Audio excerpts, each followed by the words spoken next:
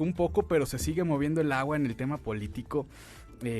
Ahora también esta irrupción de Eduardo Verástegui, actor, ex cantante y ahora aspirante también. Bueno, sí, es un personaje que en estos momentos está buscando seguramente posicionarse como un precandidato a lo que pareciera ser una candidatura independiente a la presidencia de la República.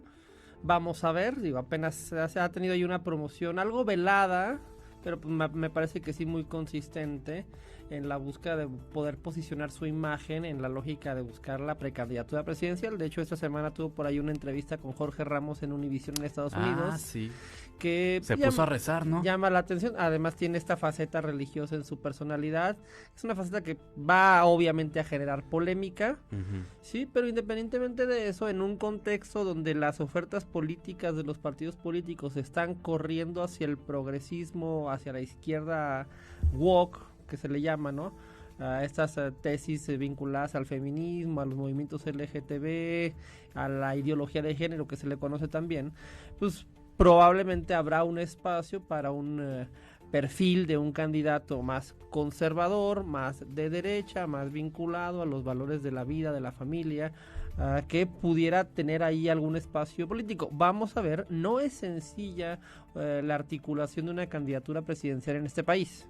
Una independiente, no sé, es compleja, se requiere un aparato muy grande para poder recolectar las firmas que se requieren.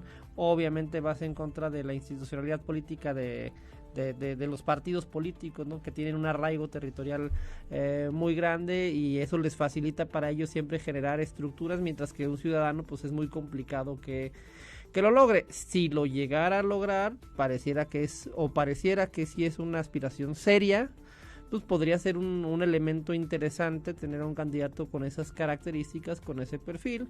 Es un tipo que comunica bien, es un tipo que obviamente tiene carisma, pues no deja de ser un actor medianamente reconocido, y un discurso que sí es muy coherente con una parte sustantiva del electorado que ciertamente sí defiende, es más, defendemos ese tipo de valores o concepción ideológica. Vamos a ver hasta dónde avanza este proyecto político, ¿no?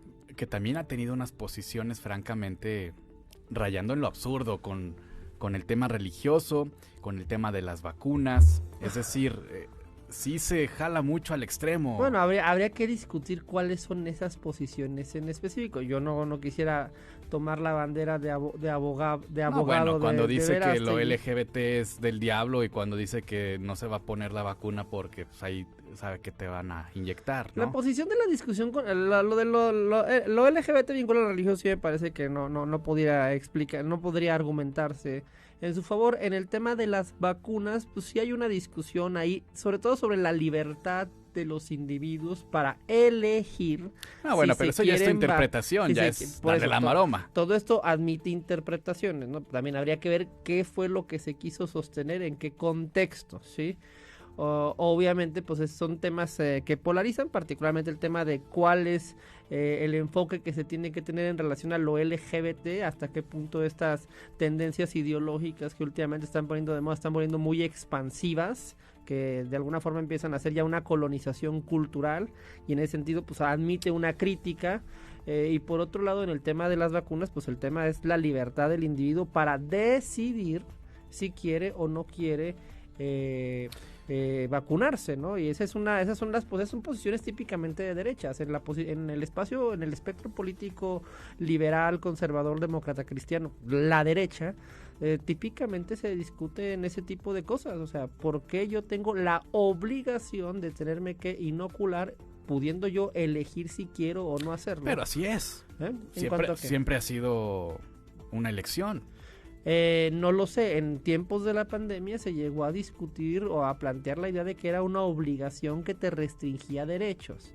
Aquí al interno de México no ocurrió. Yo pienso que sí hubo una discusión ahí internacional, pública, bastante... No, claro, sí bastante sabemos. sustancia. Ahí está Djokovic, que no lo dejaron entrar a un país, Australia, por ejemplo, me parece. y son temas que se plantean, digo, en el momento de la pandemia, pues estábamos en medio de un shock internacional, un apocalipsis de alguna forma, y pues obviamente esas discusiones quedaron ahí de alguna forma atrapadas por la coyuntura, pero pues obviamente en términos de largo plazo a una posición de derecha lo que le importa es la libertad para decidir. Una posición de izquierda lo que te defendería sería esta idea de la obligación para prevenir un riesgo en la lógica de supuestamente de alguna forma salvaguardar riesgos a terceros. Hay una discusión ahí, es un debate importante que me parece que pues también tiene que tener en ese tema y en todos los demás asociados a esta diferenciación entre izquierda y derecha, pues tienen que darse discusiones profundas, sobre todo en un contexto donde de alguna forma el marco político está polarizado hacia uno solo de los lados, ¿no? Pareciera ser que en las aspiraciones presidenciales que hoy vemos, la de Xóchitl Gálvez, Claudia Sheinbaum, la 4T, Va por México, pues básicamente lo que vemos es un corrimiento muy a la izquierda. Ahorita platicamos ¿sí? de eso, nada más, y ya para dejar a Verástegui, que veremos si realmente crece o no. Además está bien guapo. No, bueno, no creo que él acepte de buena gana que le digas eso, ¿eh? Pero te va a sacar la cruz. Pero a lo mejor tú sí. Te va a sacar la cruz. Nada más para dejar a Verástegui, insisto, ya veremos si crece o no crece en esta aspiración, pero ¿qué opinas también de la relación que tiene, de lo cercano que puede aparentar ser con personajes como Bolsonaro, como Donald Trump, que incluso ahí había algún vínculo casi laboral y no sé, ¿cómo ves esta parte también de esos personajes? Es cuestión de entender esos personajes en su contexto, de entender qué es lo que realmente representan, de no comprar caricaturas sencillas, fáciles, maniqueas sobre estos personajes. Tienen una lógica política, responden a ciertas agendas que también se han vuelto muy problemáticas, particularmente en la izquierda radical woke. Sí, y que en ese sentido yo no los demonizo, ¿no? Ni a Bolsonaro, ni a Donald Trump, ni a José Antonio Cast en Chile o Vox en España. Me parece que todas esas fuerzas políticas representan electorados de cada uno de esos países que están reaccionando muchas veces a la corrección política, porque muchas veces esta caricatura que se construye sobre Trump o sobre Bolsonaro atiende más bien a una idea de quedar bien con un discurso políticamente correcto de origen progresista. ¿Sí? Que han buscado satanizar a estos personajes bajo la idea de que son la ultraderecha, lo que sea que eso signifique, ¿no? Emparentándolo con el fascismo casi, cuando realmente el fascismo es otra cosa y además era de izquierdas. Entonces, me parecía que habría que tener mucho cuidado. Yo a priori no satanizaría eso. Las cosas que ha dicho Trump. Pues es un hocicón, bueno. Digo, en sano cristiano. Pero cuando tú ves el eje central de sus políticas públicas, no dejan de ser relativamente razonables. Estados Unidos no se hundió bajo la presidencia de Donald Trump. De hecho, en términos económicos, tuvo unos resultados razonablemente interesantes hasta que llegó la pandemia. Digo, yo creo que si tú ves ahora en retrospectiva lo que fue la administración de Donald Trump en Estados Unidos, en la lógica del electorado norteamericano, y eso obviamente no de lo que pensemos nosotros, sino lo que piensa su electorado, pudiera ser una figura no tan mal valorada. Tan no es mal valorada que hoy en día puede presentarse nuevamente como precandidato y tiene posibilidades reales de ser el candidato del Partido Republicano. Bueno, ahora que mencionas esto de que se está corriendo muy a la izquierda, a mí... El discurso público, no tanto el electorado, es más bien un tema mediático. Sí, el discurso político... Políticamente correcto. Bueno, ahí está Xóchitl, que se asume francamente de izquierda, ¿no? Y está con el PAN. Ayer escuchábamos a Santiago Krill decir que él es el más progre de la derecha, que él... que era de izquierda, el más de izquierda de la derecha. Y Beatriz Paredes, otra también, que digamos son los tres perfiles más llamativos que tiene en este momento de los registros de la oposición, que en teoría iría más a la derecha, pero están bien corridos a la izquierda. Eso tiene que ver con una derrota cultural que ha tenido la derecha a manos de la izquierda en el plano del debate ideológico. La izquierda ha logrado sembrar este relato vinculando todo lo bueno al concepto de ser de izquierda. Ser de izquierda es ser bueno, es ser cool, es ser buena onda, es estar a favor del progreso, del avance de los derechos, mientras que la derecha es retardataria, es fanática religiosa, es conservadora irracional, ¿no? Ese es el relato, ese es el encuadre que construye la izquierda. El gran problema es que en México y en muchos países de América Latina, la derecha se define por lo que la izquierda dice que es. Y eso a veces no necesariamente es así. Cuando tú analizas verdaderamente qué es lo que hay de fondo, pues te encuentras un debate complejo y te encuentras que en la derecha hay posiciones perfectamente racionales y argumentos perfectamente válidos para defender lo que se defiende. ¿Sí? Lo que pasa es que la izquierda es una máquina propagandística, pues con un potencial, vaya, hasta para la difamación muy importante, ¿no? La izquierda es muy buena para construir relatos maniqueos. Y la derecha tradicionalmente es muy mala para moverse en ese terreno. Tradicionalmente, yo creo que equivocadamente, se mueven más en el terreno de los datos económicos, de la discusión muy puntual de políticas públicas y han permitido que la izquierda secuestre el relato a nivel cultural y mediático respecto de lo que significan los conceptos. Y eso es un problema, porque la verdadera batalla política es una batalla por los conceptos que dominan la narrativa y la imaginación colectiva de las sociedades.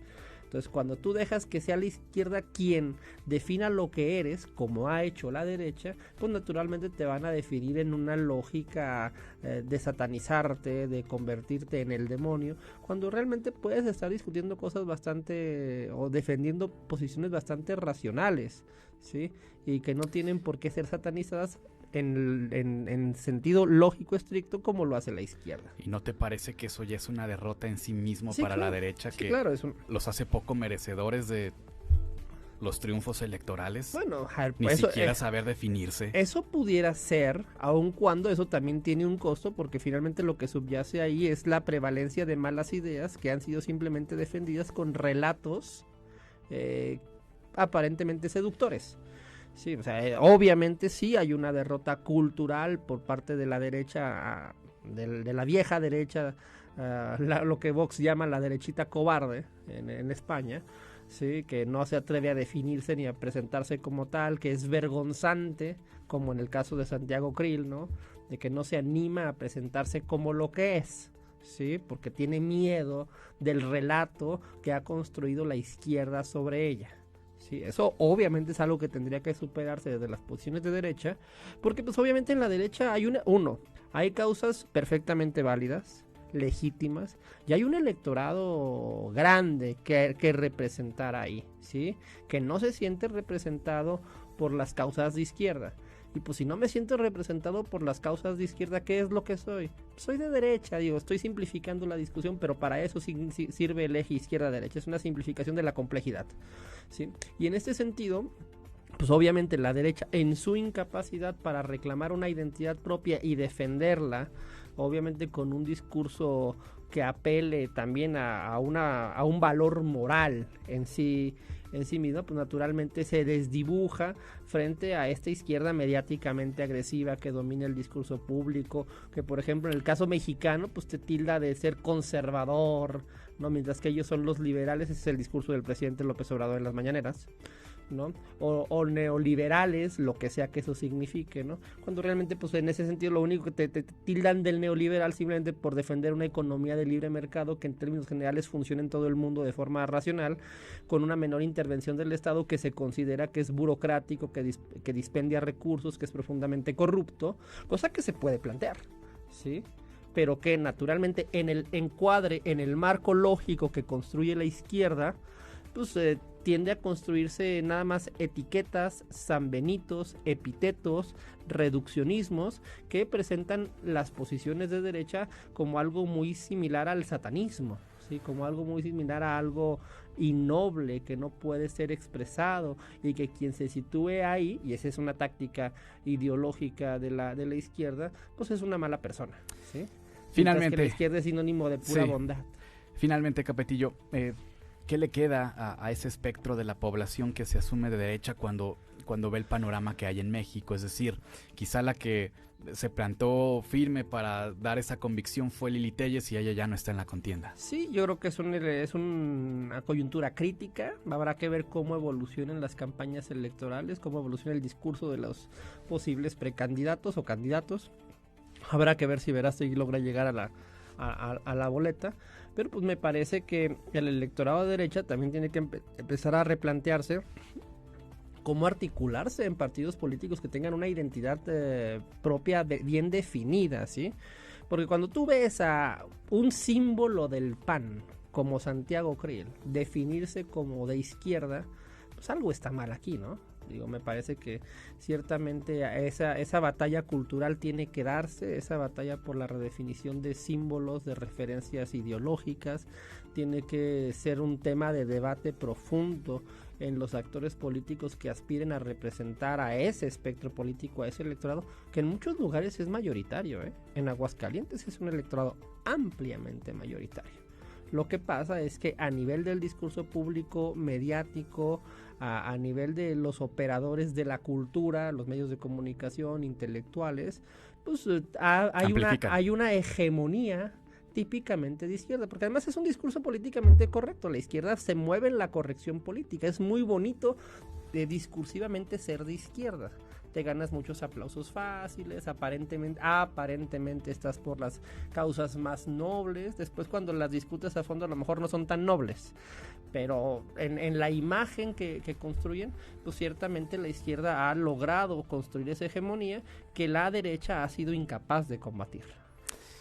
Alan Capetillo, bienvenido. Mi estimado Joaquín Martínez, mi estimado amigo y conservador Joaquín Martínez. No me